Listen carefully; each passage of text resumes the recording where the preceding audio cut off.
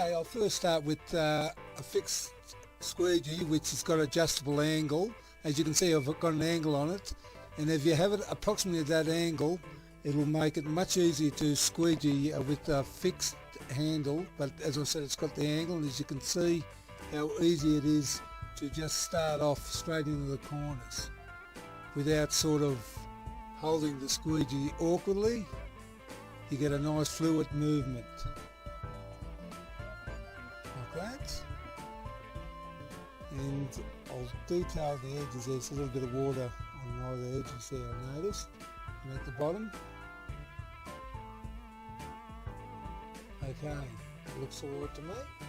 So here I've got the liquidator along with the handle, and as you can see I've got the angle the same as the other fixed one I had before, and of course I'll soap it up, and you'll see how smoothly you can squeegee with this while you got that angle on the squeegee.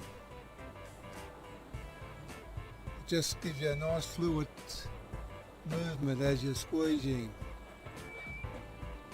And all I have to do is just wipe the bottom of the frame, and we're done, because it does such a nice job on the edges.